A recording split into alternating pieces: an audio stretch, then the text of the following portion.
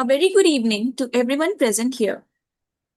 It is, it is truly a matter of immense pride and joy for me to welcome you all to this very insightful 118th online interactive session, which is also the 90th Leadership Development Program by Corporate Mentor.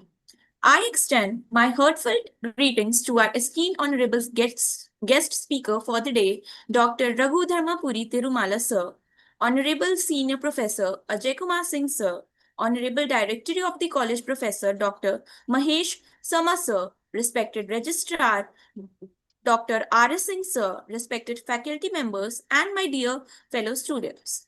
I, Tanisha, a proud student of BCA batch 2024 to 2028 at DSPSR, feel deeply honored to stand before you today. DSPSR has always been committed to academic excellence, industry integration, and holistic student development. And today's session is another wonderful step in this direction. To commence this session on an auspicious note, let us now take part in the symbolic ritual of lighting the lamp. This act represents the removal of darkness and the ushering in of wisdom and enlightenment. May this flame of knowledge guide us towards clarity, confidence, and success in the days ahead. Now, I kindly request Arun sir to play the virtual lamp lighting video. वक्रतुण्ड महाकाय सूर्यकोटिसमप्रभ निर्विघ्नं कुरु मे देव सर्वकार्येषु सर्वदा शुभं भवतु कल्याणम् आरोग्यं सुखसम्पदा शत्रुबुद्धिविनाशाय दीपज्योतिर्नमोऽस्तुते. It is my great honor to welcome our distinguished speaker for today, Dr. Raghu Dharmapuri Tirumala Sir, a global thought leader in the field of sustainable finance and infrastructure. Dr. Tirumala Sir has built a distinguished career spanning over 3 decades at the intersection of infrastructure development, sustainable finance, and higher education. He has served as CEO of Infrastructure Development Corporation, IDCK, guiding projects worth over USD 5 billion, and later as professor and director at the RICS School of Built Environment India, where he pioneered the MBA in Infrastructure Management. Currently, Sir is a senior lecturer at the University of Melbourne, where his courses on property finance, securitization, and global real estate investment are widely recognized for integrating class learning with real-world innovations. His research on blue, green, and climate finance has been cited in the prestigious global reports, including the IPCC's Sixth Assessment Report, the IUCN's Blue Economy Report, and the World Bank Global Air Quality Financing Report. Beyond his professional excellence, Dr. Tirumala Sir has inspired thousands of students and professionals worldwide, showing us how knowledge, leadership, and purpose-driven innovation can create meaningful impact. On behalf of DSPSR, I warmly welcome you, Dr. Tirumala Sir, and we look forward to learning from your wisdom and experiences today. Thank you, Tanisha, for the kind introduction. We are equally privileged to have as our moderator today Ms. Priya Jindal, a talented and ambitious student of BCom Honors batch 2023 to 2026 at DSPSR. She is also pursuing the Company Secretary course, enhancing her knowledge in business management and corporate governance. She also plays a vital role in DSPSR student initiatives, serving as Director of Literacy in the Rotaract Club of DSPSR and as HR Executive Head in the Placement Cell. On behalf of DSPSR, I warmly welcome you, Ms. Priya, and we are delighted to have you and moderate today's interactive session.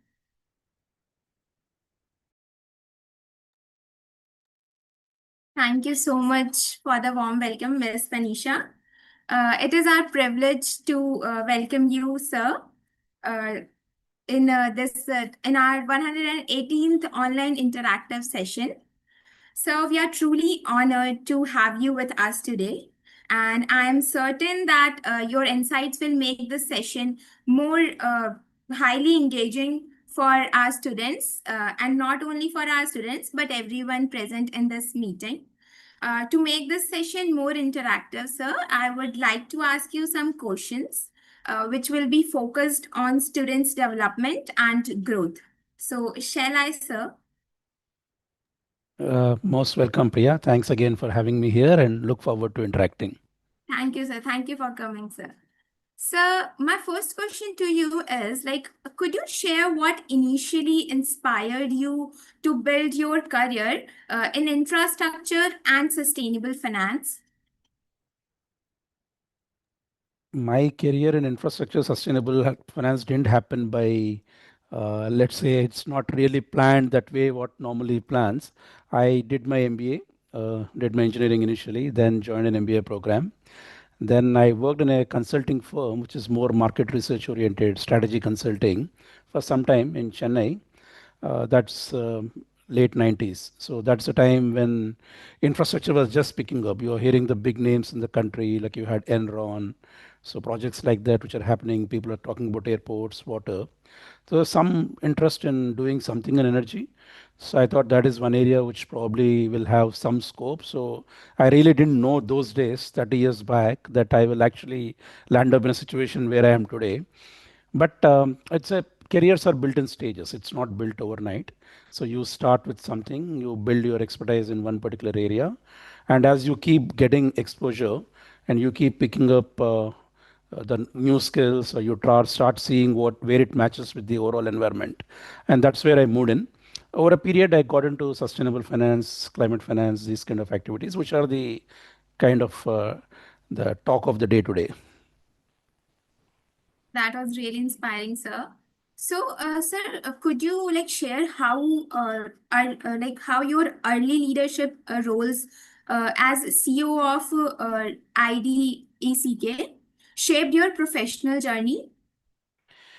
So my career started with a small company, as I said, a consulting company in Chennai. It was Bombay based. Now it is called Avalon Consulting, fairly big one now. But those days it's called Business Consulting Group. So I joined there. Then I moved to GMR Group for a brief while to get into infrastructure. So that's the I was doing the power plant at Mangalore. So I was there. Then at that particular point of time, this particular company, IDECK, which was a joint venture with government of Karnataka, HDFC and IDFC. They were kind of putting up the company, and my first organization, the BCG, which was there, did the business plan for IDEC. So they came back and asked me, saying that, look, the new company is being set up. Do you want to go there? So I was technically the employee number one in this company when I joined.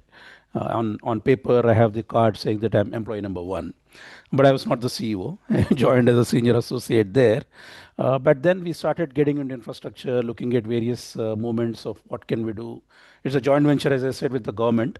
So a lot of government work, and IDFC is one of the strongest those days infrastructure lender.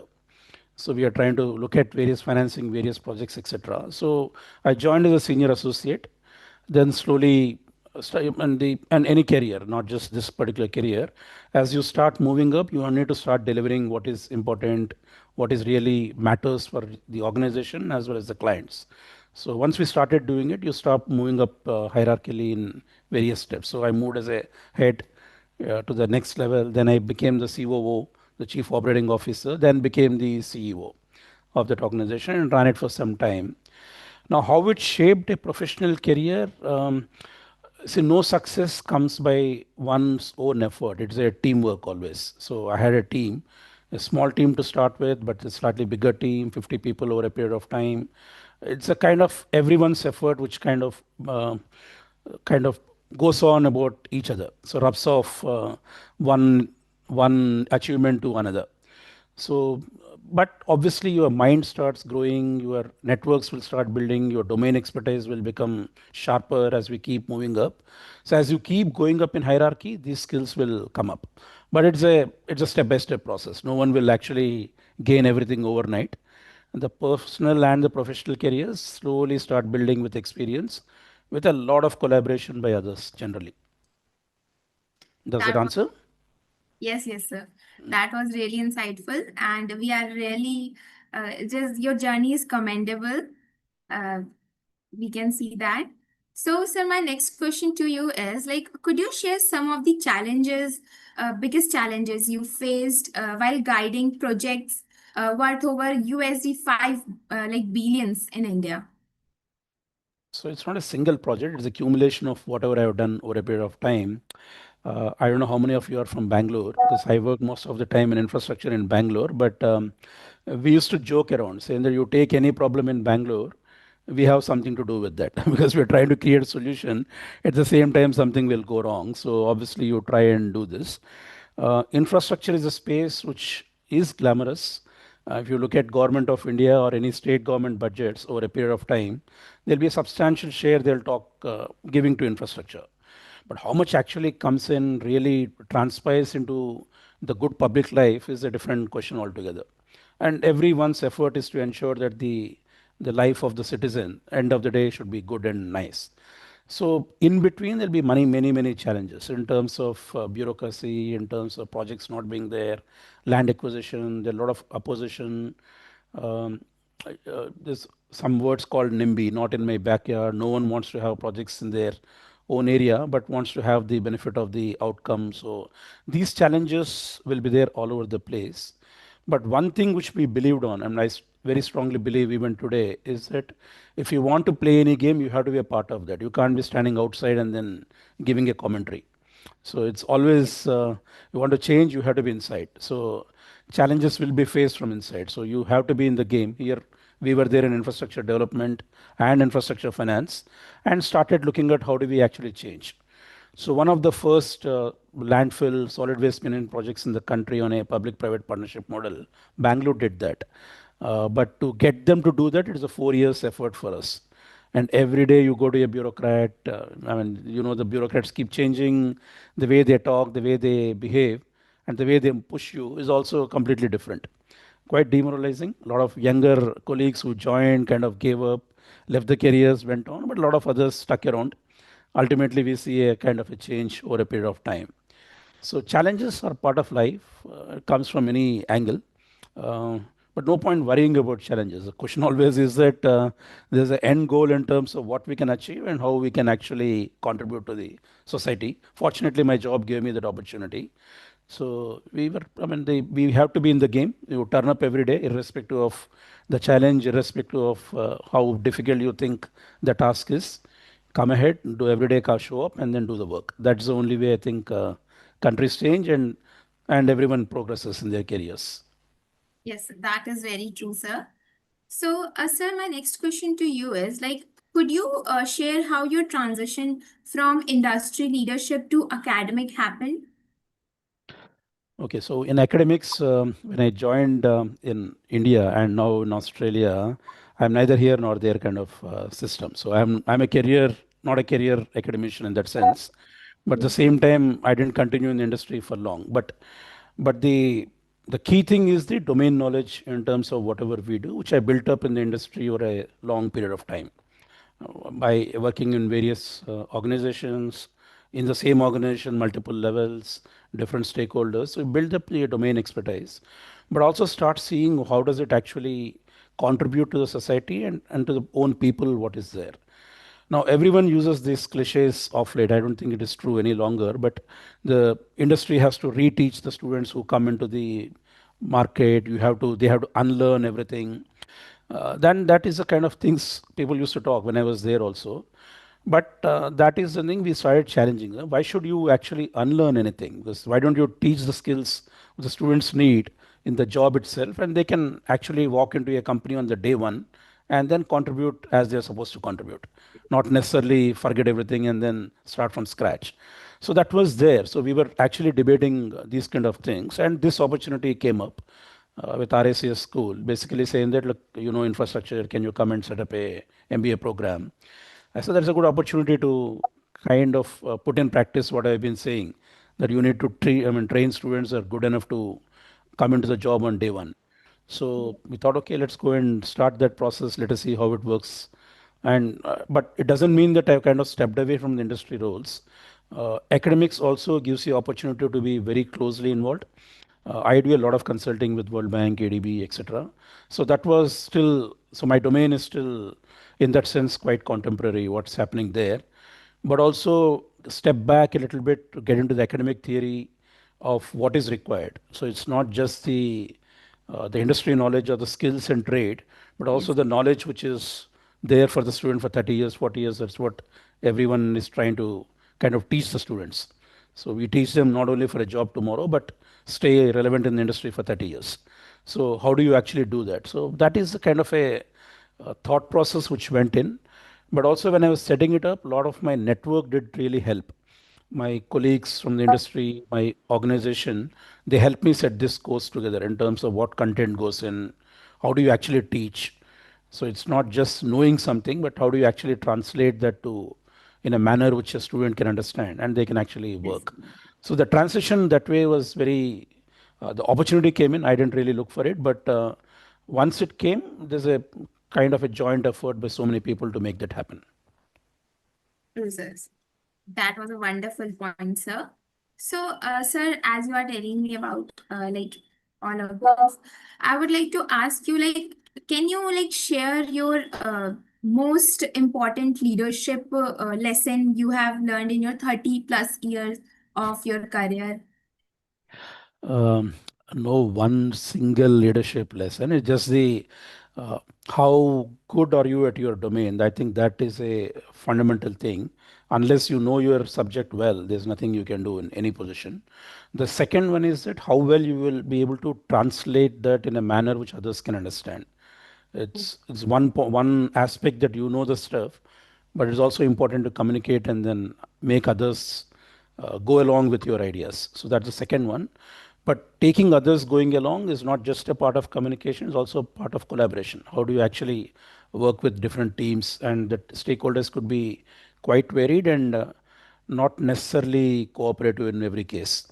So there will be stakeholders who might be hostile. There will be stakeholders who might not be so cooperative. Some may be lukewarm. Some may be very neutral. So you have to take them along. So the one is a domain expertise. Second is how do you actually communicate as well as collaborate. And finally, you need to be. I mean, God has given so many opportunities to everyone. One has to have that humility to agree that it's not an individual effort, it's a team effort, and then move on. I think that is the only thing which will kind of take anyone forward. Okay, sir. So, sir, can you share like how infrastructure advisory in India has evolved since your time at IDECK? So infrastructure advisory is a field which was, as I said, in my late 90s, was just picking up. I mean, you had the international organizations like Enron, WorldCom, which when all of these companies collapsed. So they were also playing in India, and then it's a big game at that point of time. You have the big consulting companies like McKinsey, Boston Consulting Group, working with them.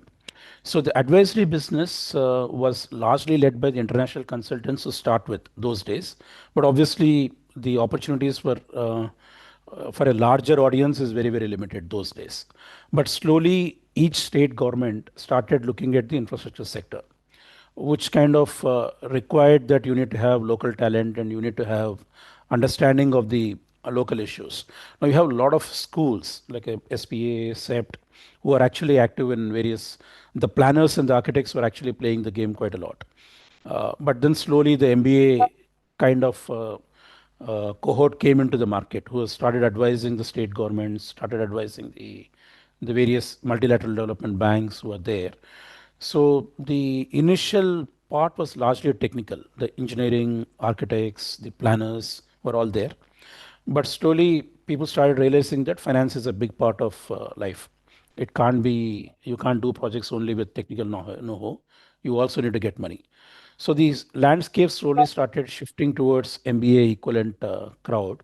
So you have local organizations like ILNFS, CRISIL, ICRA Management Services those days, and BCG, my erstwhile company, slowly getting together to try and get into the space. After that, the that is the second. I mean, the first wave is the international companies. Second wave is this local companies like this. Then you have the big four coming in very aggressively. You have PwCs, KPMGs, the audit and the consulting firm. They started getting into the infrastructure advisory. So the boom period of this advisory might probably between 2003, 2004 till 2014, I think was a heyday for all the consulting companies all over. It's both positive, both negative. So, I mean, again, as I said, my organization, IDECK, when we worked all over the country. I mean, while it is a Karnataka-based organization, I worked anywhere, everywhere in the country. And we used to say that solid waste projects, particularly, you pick a state and we have some role there. So we were, I mean, that like that every company was doing. Crystal was active in water, ICRA was active somewhere else. So people started working on different advisory businesses.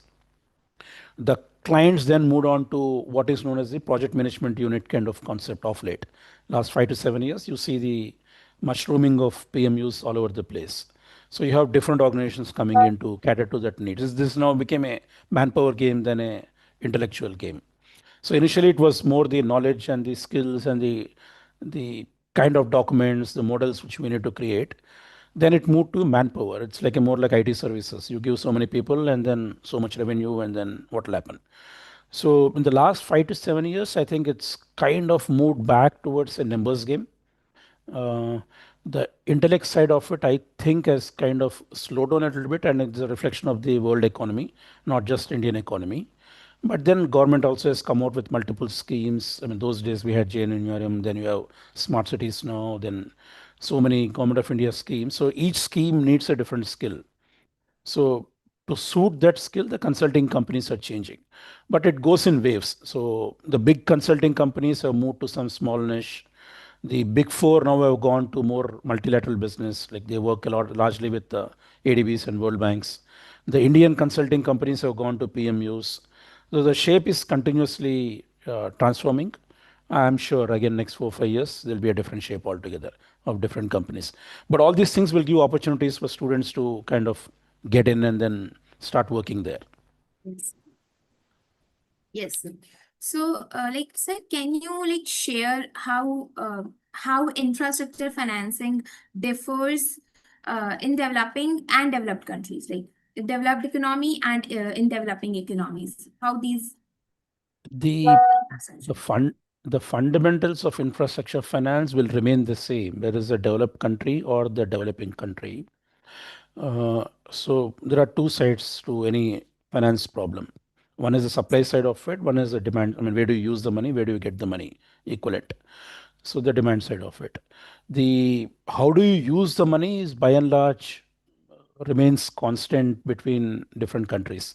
It doesn't really matter whether you're in Australia or in a Zambia or a Latin American country or a Asian country or a European country, because ultimately the money goes to designing, engineering, financing, construction, etc. That is on the where you deploy the money. So not much of a change there in terms internationally. You have different costing, different consultants coming in, designs. That's the way it is. But what is a big difference is on the how the money is raised between the developing country and the developed country.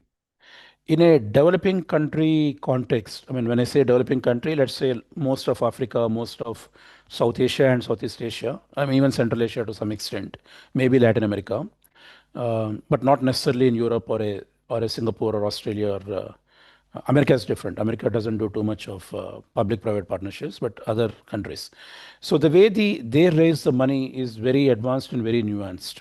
You have large number of international investors who are willing to give at different terms, and you get multiple types of loans, multiple types of equity, multiple layers can be structured there, and fair amount of refinancing happens in projects.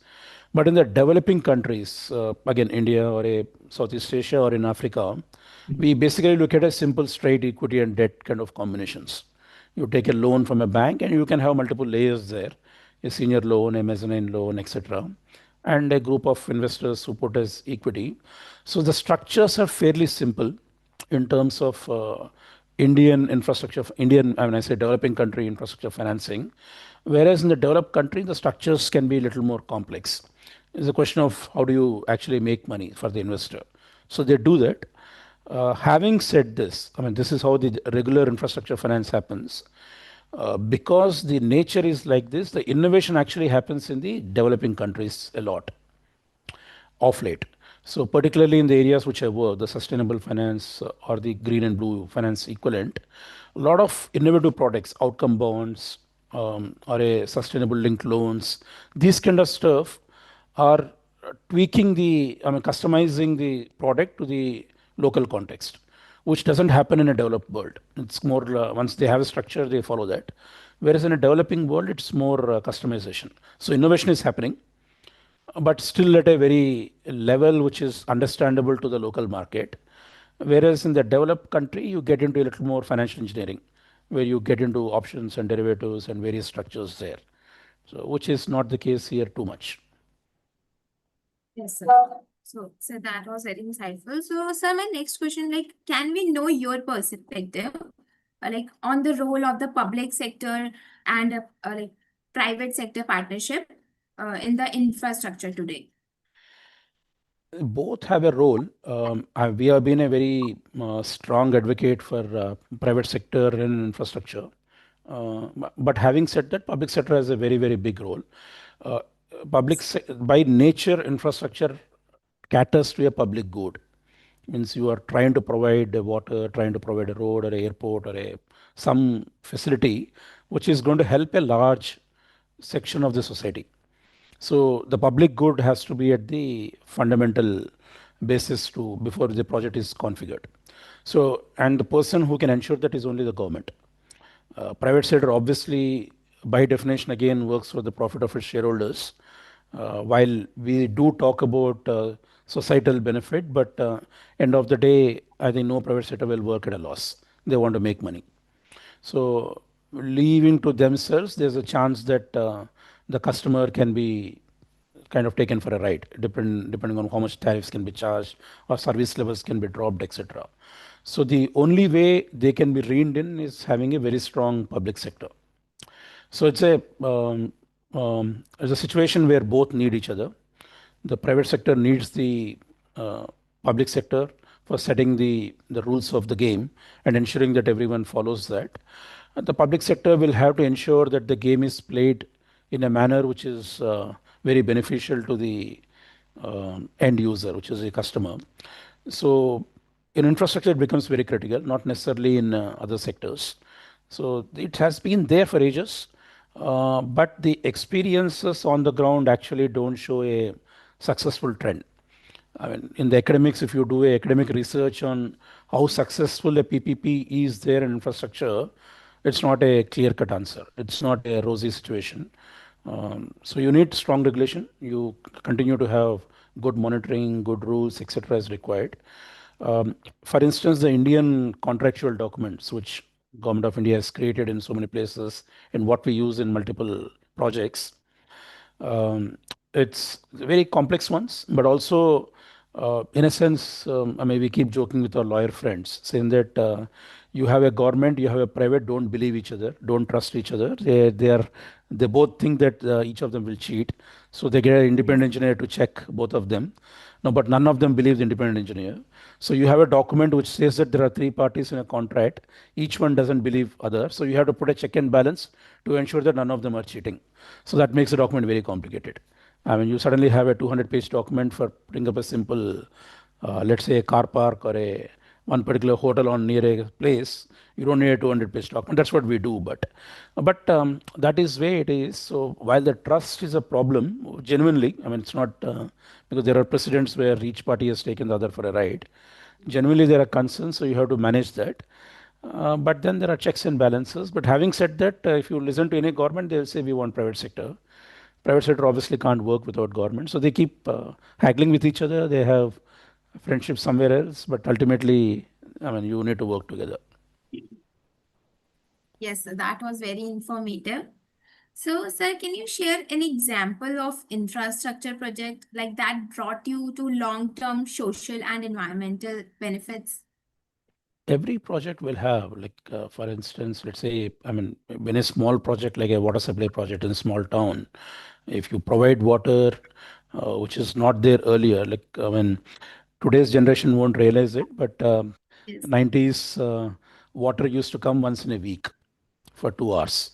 So it's not that you open a tap, water is not there. Yes. Today we don't even get into situation. You say you have a water tank, which anyway will be filled with water. But those days in small towns, you open a tap, water won't come for 1 week. So when do you wake up? When do you fill up? So you start providing a water there, which comes from. I mean, you can't overnight make it 24/7. There's a slow progression. So there are days you get every day, then you get 24/7 now, most places in India. So that is a big benefit. It has a lot of other benefits as well in terms of the disease control, in terms of health and everything. So that's a small project like this. But you take a larger projects like you take a metro or you take a small, I mean, like Bangalore metro when we are working on that. It's a or a Hyderabad metro. And it'll change the way the city grows. It will change the way the people travel, and the benefits economically in a long period are much stronger. Now, there's a temporary pain in terms of when the project is happening, there is a lot of dust and pollution and delays, and all these things will happen. But over a period of time, I think hopefully these things kind of proved that the project itself is good for the society as a whole. So most infrastructure projects are like that, which will kind of benefit the society at a long term. Even the highways, I mean, Indian highways today have changed from the time when it was there earlier when IDECK was just about to be set up those days, around 2097, 2000. They used to have a magazine called Outlook, and they carried a headline story called "The Great Highway Robbery." So where the new PPP model was being floated, it is being awarded, and this is a story press wrote at the time saying that the Great Highway Robbery. But from that day to today, the way the highways are there, the speed in which we can travel, the number of accidents which have come down, so there's a tremendous improvement. So overall, the benefits of that are there. But as I said, there'll be a temporary pain while the project is being configured, and it will work. So, but yeah, I mean, infrastructure growth is a necessity for a country like ours, and then hopefully it will continue to keep pace with the rest of the world. Yes, sir. Sir, as you we talked about sustainability. So, sir, can you share your share your views on the what India needs most to achieve sustainable infrastructure growth? Like, can you share your views? See, sustainability is at the bare tracks, what it means is that we should use the resources in a manner which is not damaging to anyone, damaging to Yes. the current society or to the future generations. We manage the resources in a manner which will be good for everyone. Now, the point is that suppose you have a coal mine, you start digging, you take the coal out, it will have pollutions, but then it is also the surrounding forests will die, the habitat will go off, the people won't have a place to live. So that's a kind of negative damage will happen.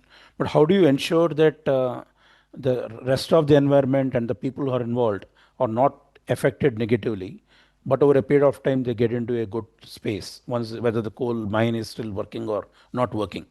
So that kind of issues are at the forefront when we look at sustainable financing. I mean, this case was what I'm talking about.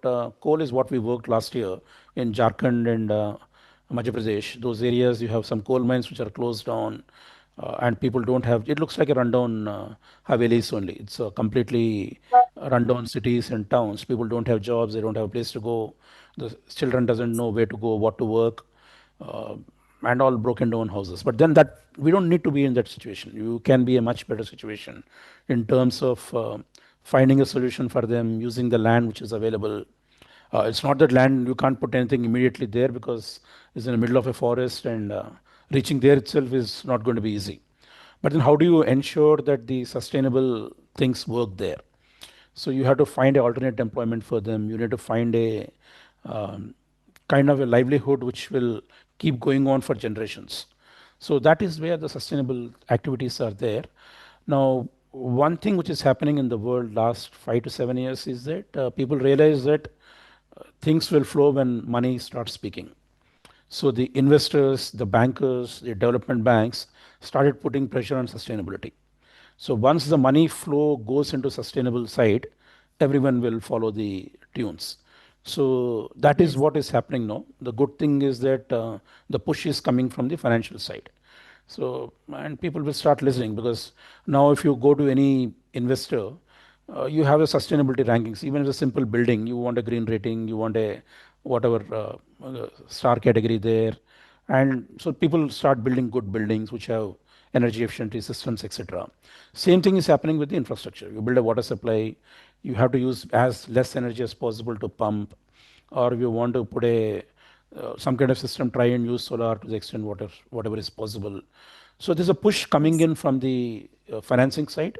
There's also push coming in from the governments. Governments are progressive. They also want sustainability in a long period of time. And no MLA or MP would like to go down to his constituency and figure that nothing is happening there. They also would Yes. want their people to live happily. So, but how do you actually ensure that? So, these debates are going on. But there are no easy answers. Is no easy answers on technical side, no easy answer on financial side. But then everyone is taking a step at a time. Hopefully, over a period of time, it will become much more positive for the environment and the society. Yes, sir, very true, sir. So, sir, can we know and your experience, like while launching the pioneering MBA in infrastructure management in India?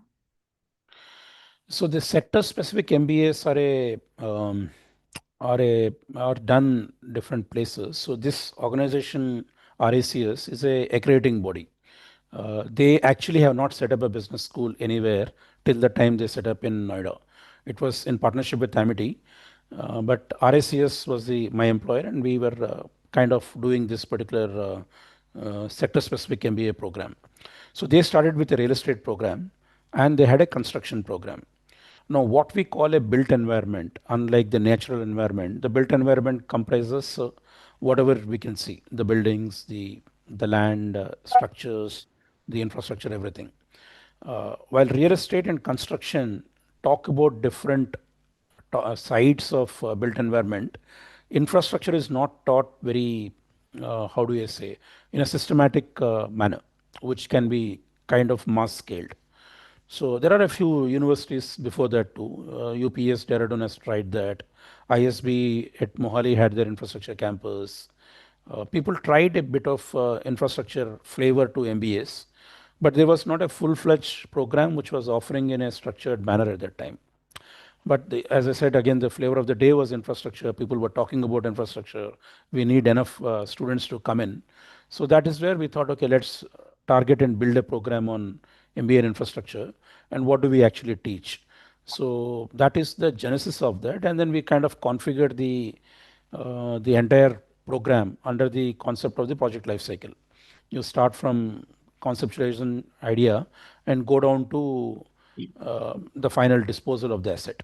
How do you actually do about that? So using a project life cycle as a binding theme, the subjects have been structured. It's a regular 2 semester, 2 year kind of, I mean, like a 4 semesters, 2 years kind of a program, but with an internship and with a lot of projects, a lot of innovations we did there. But essentially, a program which is structured, which will give the students a good flavor of 3 to 4 sectors by the time they graduate. As you Priya, told, hold like, on. I have a yeah. question, if you don't mind, sir. May I ask questions? Yeah. May I ask questions, sir? Yeah, please go ahead. Sir, it's very nice to listening you. So there are some couple of questions in my mind. Sir, you have served as CEO of IDECK and IDFC, SDFC, where you guided project worth $5 billion. And currently, you are also senior lecturer, University of Melbourne, global expert in sustainable and finance. So, seeing this kind of profile and this kind of role, you are known for bridging the gap between classroom theory and real world finance. So, what's one moment in classroom, basically, where you felt that this is what exactly I teach or Sorry, why I come again. teach? What is the last question? So, Sorry. sir, see, yeah, so, sir, let me repeat once again, sir. No, I understood that You I are worked known. all over the place. So Okay, you're so saying what what's is in the, one classroom moment where you exactly realized and felt that this is, yes, exactly why I teach? that happens every day. Go to a class, you start learning so many things, you start teaching whatever is there. Every day you go back to your class. So as I said, I'm not a career academician. I'm a industry practitioner to start with, then moved into academics and tried to in between did my PhD so that I also get understand how people go through that and started teaching it. But whenever you enter a classroom, it happens almost every day. I try to make it as interactive as possible, and I try and do a lot of what we call a flip teaching. Essentially, all my lectures I give to the students in advance. So I don't actually give a lecture in the class, but it's more a discussion on what is already seen. So you start, they ask questions which sometimes looks very, let's say, foundational. It's not really, um, it's, you don't understand the concept at some point of time, and students ask something, but they come out with some very interesting sides which I never thought about. So Yeah. then you start trying to relate your experience to that particular Yes. situation.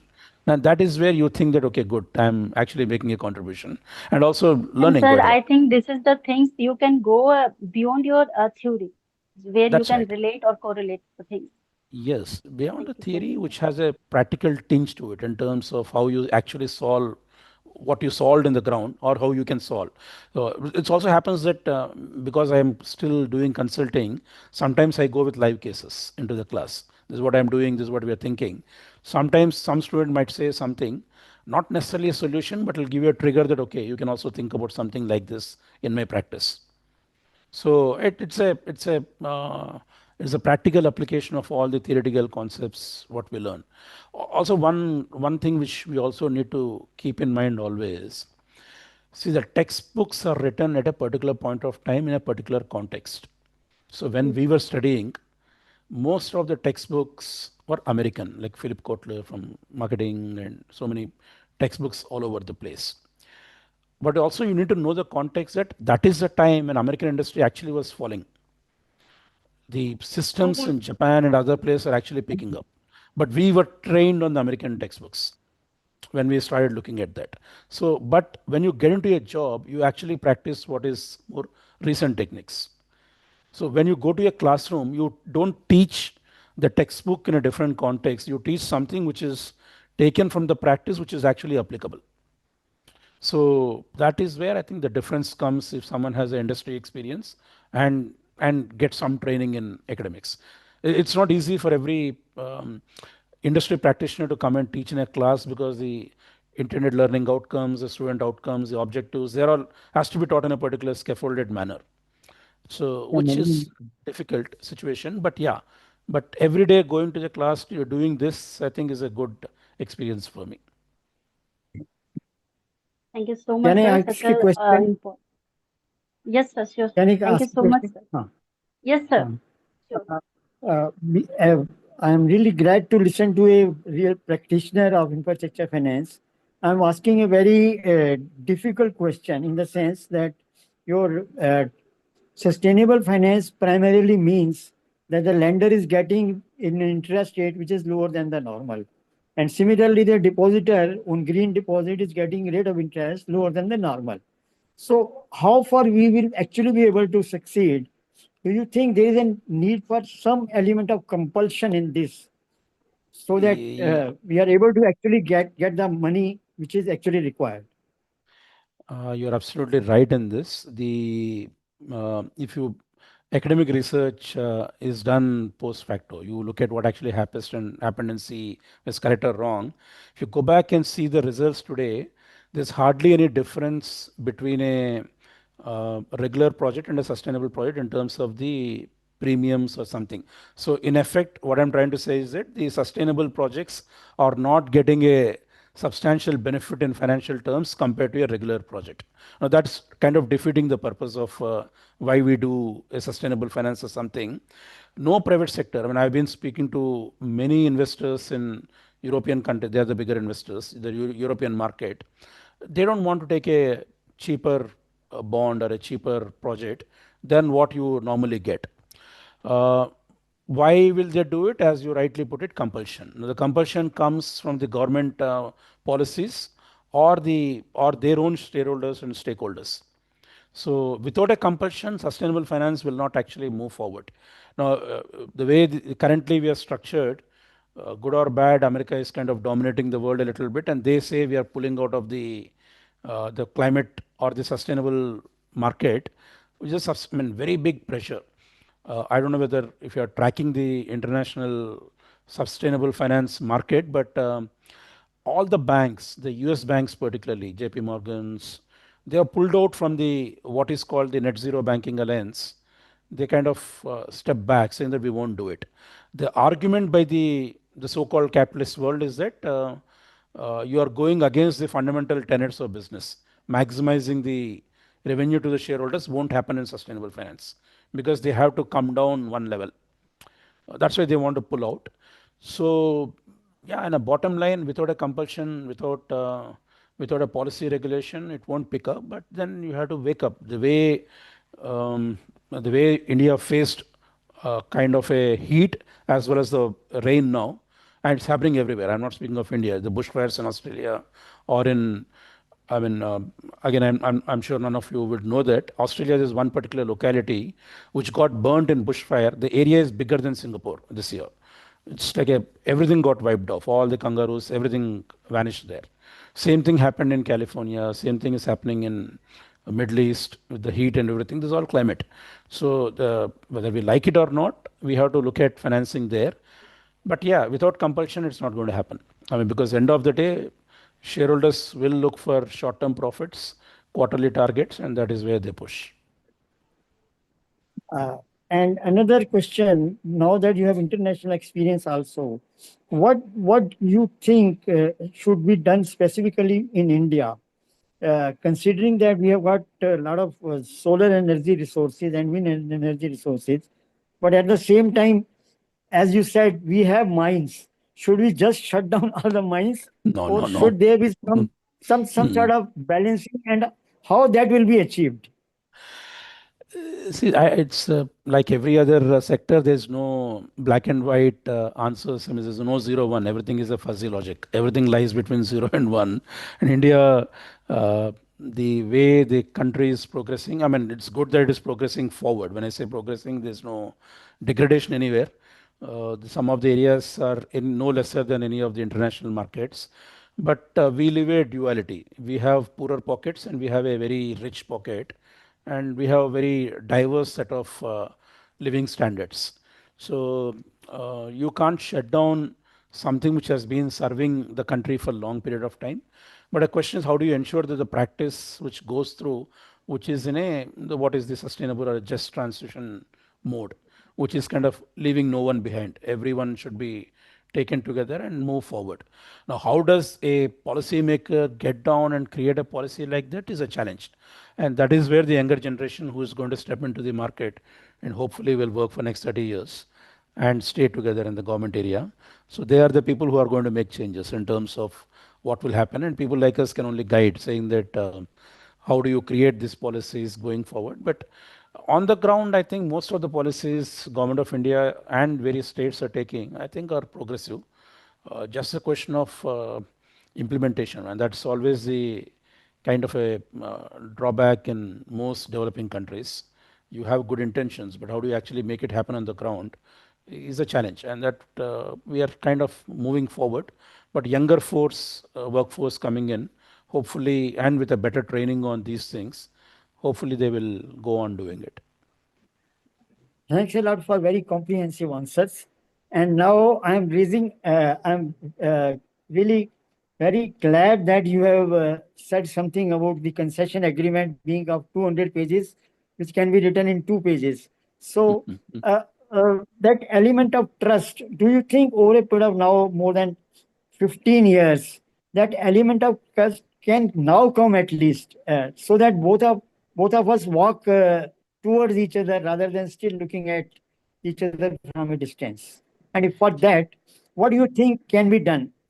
Is it Niti Aayog, or is it PMO, or is it somebody else who should step in? Do you really want the trust is the first question there. It's a see, trust also sometimes brings in complacency. So we also need to be careful about that. Um, Australia and New Zealand tried a different technique altogether. It's called alliancing contract. In a concession agreement or any standard contract, the way we write is a You have obligations of both the parties. You have compensation for whatever work is being done. There are disputes, and if there's a dispute, there's a mechanism how do you solve, and then and arbitration and the dispute resolution, etc., etc. That is a typical style of a agreement. And then you have third party checks, etc. Independent engineer comes in and ensure that his payment is double checked, so that that's how we structure the document. As I said, trust is not there. We kind of put checks and balances. Now, in the alliancing contract, what Australia has tried is the system where you select a private party in a normal bidding process, identify someone, and then once a party is identified, the government, the unit of the government which bid this project and the private sector are together forever till the project is done. So essentially, there is no concept of a dispute. There is no concept of a dispute resolution. You have 100% trust in each other. You do the project together. Either you succeed together or you sink together. So everything is open book. All the costs are open book, and you agree on the cost. You agree on a profit percentage on top of it, and move on. If the trust is, it's. I mean, you can't get more open than that. You are working together and you're trying to do something there. Has it succeeded in a big way? Again, the question is, the answer is not so straightforward. It's always open to interpretation, open to doubts, even though there's nothing called a dispute resolution there. Because you can't have a dispute. You are working together. So that didn't work. So, and they have not moved ahead too much there also. So I think in Indian context, you will never have a situation where the parties can be 100% trustworthy, not in the sense of anything negative about a character of any particular entity, but essentially because it's a public good, because the public is involved, you can't leave it to the whims and fancies of any one particular party or a person in power. So there's no choice but to have a contract which is kind of watertight for a reasonable amount of time. That's my personal view. Thanks a lot. Then unmute yourself once again. All of you, forum is open for all. I have a question, Dr. Tirumala. In India, especially, the infrastructure development is left to the whims and fancies of bureaucrats. And same model, which is ineffective, is implemented again and again. For example, I'll take specific example, roads. Every year rain comes, roads get washed away. And again, the roads are made with the same technology. Whereas there are technologies available in the world where rain actually strengthens the road, roads don't break down. And there is a very strong connect where money exchange hands between implementers, administrators, ministers, and this entire finance is misused. Can you think of a system which can change the scenario in this country? Corruption is a way of life everywhere in the world. I mean, it's not just in India. It happens everywhere. Just that roads probably won't break down every year in other places of the world. But having said that, the service, I mean, the progress, if you see in a short term, doesn't look too much. But if you look in a long period of time, from one where we are in 1990s, 2000, and now, at the highway level, and everything has changed substantially. I still remember those days when the UPA government won their second, or when the NDA lost, I don't remember, but they kind of put out an ad without thinking how the country has changed. So despite the slowdown and everything, country moved forward. And we used to do an infrastructure finance, and suppose the same logic. If I'm building a road, life is supposed to be 10 years, 15 years, whatever, or a water supply project, life is 30 years. If I do infrastructure, I estimate, like under JNRM, we did that. Suppose I do a project, theoretically, I don't need money for the next 10 years. And it's like a project is there, which should serve for 10, 15 years, and I don't need anything money. But no infrastructure plan will ever look at lower than the previous numbers. It's always increasing. So where does the money need to go? Now, is it deliberately done that roads are spoiled immediately? To some extent, yes, because the contractors are trying to play that game. Only way to do is the get a better service levels, is citizen and the societal pressure on the various stakeholders to ensure that it's happening. There is no magic formula. I mean, irrespective of whatever is there in any part of the world, same issues happen. Even in Australia, when I sit here, I see the argument every day saying that my road is bad. There's a wind has come, something fell down. So, but people keep arguing.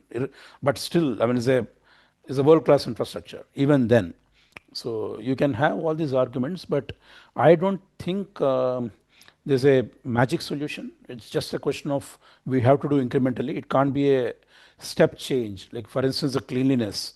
Swachh Bharat has done. So many other aspects have been tried.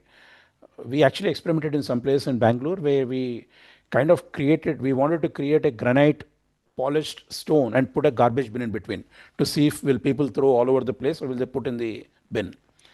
But then the behavioral changes are very, very deeply rooted. So that is the way we are, that is the way the society is. So we have to take them along, work with the culture, and then try and move on slowly. It's not going to be small. People will find ways to cheat the system. I mean, we can't help that. Question is, we have to keep one step ahead. Why to your mind, why to your best judgment, is government not thinking of sustainable development? For example, I live in a state of Uttarakhand. Now here, rains and water is a big time problem, and there is a ban on constructing anything besides the river, because when rains come, rivers swell, and it takes away everything with it. Still they have MDD approvals, still they have registries, still they have properties around the river, still there are resorts, still there are guest houses, residences, farmhouses around the river. And and uh, government does nothing about it. Even if you complain, two people will come on motorcycle, put a challan of 1,000, 2,000 rupees, and then they will go out in motorcycle. Nothing will change. Construction is rampant, more than what the soil can sustain, and we are waiting for a catastrophe to happen. And one day And we have there'll be mass catastrophes death, every day. there'll be mass deaths, and then government will announce. Why to your mind? I just So, wanted to pick your brains. Is so government it's a blind? no, it is not. I don't think It's a so. They are public they're welfare. also fairly conscious about that. I mean, at a Just a senior second, let me political complete. level, generally they are very conscious in terms of what is happening there. But ultimately, I think it's a systemic issue in terms of what is happening in the overall society as well as in the government. So the way the governments are structured, unfortunately, are in a 5 year cycle as far as politicians are concerned. But if you look at the municipal finances or the city or any government department finances, they are done on an annual basis. So it's just a, I mean, what we call a balance sheet mismatch equivalent, asset liability mismatch equivalent happens in the public finances. You have a time period mismatch between how the plans are done, how the political cycles work, and what actually is needed for a project. On top of it, you superimpose the need for making money. The I'm not speaking at a very high level, also at a ground level, the small tourist hotel operator or a rafting company or a or anyone who has to Airbnb equivalent now, all these people are also want to make some money and they can't wait for a long period. How do you kind of balance all these things and the financial mismatches, the political mismatches, and the need to survive? This automatically people are trying to take a shortcut. Now it hits badly. It hits badly. That's what's happening in the floods today. Everything is kind of shut down. Uh, People are living with that, willing to take that risk and live with that in some sales. But what will solve is a strong regulation. But if you want to regulate the same people whom we are electing, they have the stake directly in the business. So how do it actually works? It has to be a slow and steady process. I don't think, as I said again, it has to come from the societal change. It's not necessarily it's a behavioral change. It's not necessarily a technical or a financial answer. I mean, you have money, you can do that. You clean it up and then give them some other space somewhere else. It can be done, but no one has that kind of money. It's not going to work. So, and so many issues are there in that. How come some cities in India, like Indore, Raipur, they have beaten this cycle which you're talking about? Not necessarily beaten. So no city is perfect in everything. All cities are, we have kind of pockets of excellence everywhere. You have cleanliness in one city which is very good, roads are bad. Some other place road is good, cleanliness is not there. Or you have space in some place, but not everything. No city is a model, unfortunately. Well, we would love that. I mean, it's great if every city becomes like that. But unfortunately, every city has a pocket of excellence, but not as a whole. So how do you make it a whole is a challenge now, any city. Good and everything. That's not, unfortunately, not happening anywhere. No, not to my knowledge. We were involved in the Naya Raipur development. Uh, Even, I mean, I went again last year. I had, when I was coming back from Madhya Pradesh, I got stuck. That's when you had the Indigo flight mishaps, where all the network shut down, everything was done there, and you can see the traffic on the roads and everything there.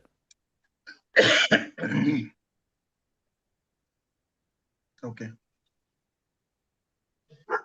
There is a question by Mr. Srinivasa Kunchana sir Srinivasa. wants to ask questions. Sir, you Yeah, can yeah, ask the okay. question. Yeah. Thank you. Raghu, one quick question. This is basically, if you see the audience here, they're all undergraduates. They have BCA, BBA, and all these guys.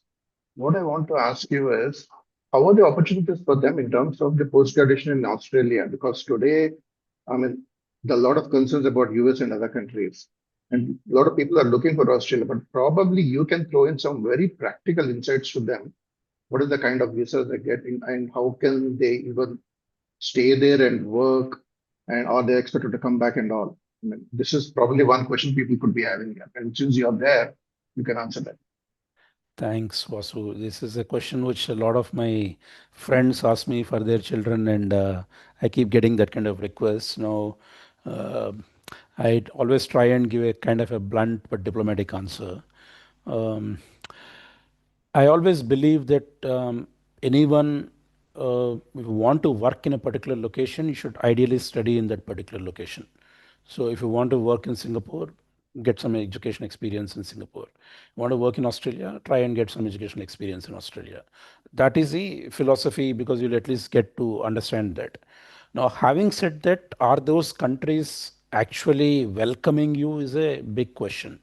Now, every country wants international students, and definitely Australia, US, Canada, I mean UK, Germany. I know my own relatives are in Ukraine, not Ukraine, sorry, Hungary, the Russian part of that area. Everyone wants to work abroad, etc. But are these countries really welcoming people to come and do it? Is a big issue. Um, See, US is doing, I mean, once the new administration has come in, they have taken so many steps which are not really favoring international immigration. But if you step back a couple of years, Canada, UK, and Australia have also started cutting down immigration substantially. And while UK and Canada, Canada also is not so big. UK and US, of course, are very big. If you see, the entire population of Australia is kind of not even a Kerala in India. Now, if you, while the country size is 2.5 times India, the population is less than one small state in India. Now, how much business can you generate? How much can jobs can you give? Is always a question. I mean, you'll have jobs like a truck driver. That kind of low-level jobs will be available. But will you get enough IT jobs? Will you get enough financial services? Always a question. So the country has taken a call last year, the Australian government, saying that they will cap the international students' arrival. So, and both, there are two, it's a two-party system almost. I have third party also, but generally like a UK system. Two parties who fight, but both the parties were anti-immigration. So they kind of put a cap of 270,000 students per year, which they want into the country. And they've decided that every university will get such a quota. It's not, I mean, they've gone to the university level. The government has said that University of Melbourne will take X number of students, Monash will take so much, etc., etc. The 270 was split like that, which obviously all the universities fought, saying that it is not okay, and then we are not. I mean, the survival is based on international students. But Australian government's logic is that you don't have enough housing, we can't give housing, we can't give jobs, people are not getting anything, and They are very clear. We want students here to come study and go back. We don't want them to work here. So that is a kind, but no student will like to come spend so much money and stay abroad, not getting a job. So this is a kind of a conflicting position. The government didn't push that agreement through last year. They went for elections this year. The same party won. Now both the parties agreed, instead of 270, we will agree for 285. It doesn't really matter. Another 10,000, 15,000, that side, this side is not going to help. So there's an anti-immigration kind of a feeling all over the country. And 3 weeks back, Australia started a massive anti-immigration movement. There are a lot of parties which actually went, there are a lot of protests on the streets of Melbourne and Sydney going against. And unfortunately, it became anti-Indian simply because in the last 7 to 10 years, the people who came into the country, a majority are from India. So now the locals see that we don't want so many people to come in. So this is what is the undercurrents, and the same system is happening in, say, in Canada or in UK or in US, for instance. Currently, there's a challenge that international students are they want, but the governments, universities want students, but governments are basically taking a very cautious approach of how to go about doing it. So that is where it is. Having said that, there will be bright spots where many students, I mean, still you have 280,000 seats available. So it's not that it is not available. You have to pick and choose for areas which you think the students can actually work. So it's a question of aspiration. You want to live in a different country, you have to get adjusted to a different culture, different structure, different challenges, and then willing to make that effort. It is available, but the undercurrents are similar all over the place. It's going to be increasingly difficult for immigration internationally. Yeah, it all boils down to whether they can really continue to stay there and work there. If that is not Correct. possible, spending that much money there and again just coming back to India, I don't think here in India the corporate really value that much those degrees. No, I So that's a don't. big question that, yeah. No, if you come to Yeah, India and you say I'm from Melbourne University, you'll think you're not even a street corner university. I mean, they won't even know the name. While we are in the top 20 in the world in terms of the QS ranking or Times ranking, in India, no one cares once you do yeah, international study. That's why I'm saying you have to study in a place where you are likely to work. If you're likely to work in correct. India, study in India. If you're likely to work in Australia, you should study from Australia. I mean, Australians don't care whether you're from IIM or IIT. I mean, might be from IIM, IIT, but then why will you go to Australia if you're an IIM, IIT anyway? Yeah. But yeah, but that kind of challenges are there. Um, but having said that, the younger generation obviously wants to explore the international world. I mean, I'm fully supportive of that. I'm not saying don't kill your aspirations that don't work there, but also be realistic. You need to be. The question is, you can't be living. I mean, that's my personal view again. You can't be living in a foreign country doing any job, not necessarily the job which you are trained for. Like for instance, if you're trained as an architect, you don't get an architect job, no point ending up in a waitress in a hotel. That's my point. So that kind of casual jobs will be available. And in Australia, again, I'm not talking derogatively. Every job is given equal importance. That's a good thing about this country. Whether you are a working in a petrol bunk or working in a company, no one cares. You have a job, you have a dignity. That's there. But having said that, do you want to do that is the issue. Do you want to come back and do a casual job instead of doing a professional job as trained by your education? So that's a call which people need to take, but then it's very difficult to explain it to youngsters. Yeah. I have not cracked Thank that you. so far. Yeah. Thank Okay, you. Gio. Yeah. Thank you so much, sir, for this And enriching. having questions as we are already running out of time and it's already 7:08. So it was really great to talk to you. Thank you so much. No, my pleasure. Sir, Thank you for inviting sorry me. for taking your time a few times more. Actually, I have a number of questions that I noted down personally while listening you. But if you allow, I just want to ask one question that I'm very excited to know the answers. Hmm. Sir, if you suppose you write a book on your career, or Hmm. if your career were a book, what would be the title and why? I not thought about it. I still have time to start. I don't think my career is ending now, so we have one more phase to go about that. So probably start thinking about it when I reach the next phase of what is there. But yeah, the title will have some words of collaboration, support by so many people, or it's not luck in that sense. Neither is it very planned career in that sense. It happened in stages, as I said. I built some expertise in some areas, and then thanks to the support of so many of my friends and colleagues, Vasu included here, then I moved on in my career and my life. So that obviously will be some position in my title or in my book somewhere. But let me start going to the next phase of career, then we'll start thinking about writing a book.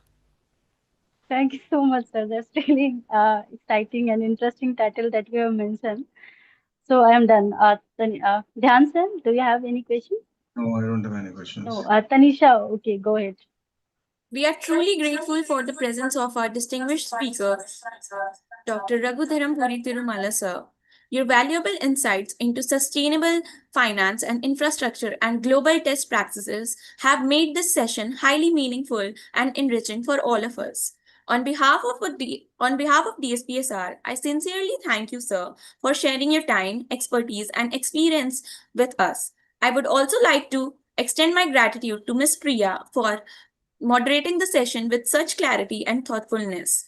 My heartfelt thanks to our respected dignitaries, esteemed faculty members, and my fellow students for their active participation and constant support in making this session a success. Thank you all and have a wonderful evening. Thanks a lot. Thank you Thanks so much, sir. Thank everybody. you very much. Yep, my pleasure. Thank, Yeah, Thanks, Raghu, for really a coming. very fruitful and productive session. Thanks a lot. thank you very much. Thank you so much, sir. Yep. Thank you very much, Raghu. Very insightful session.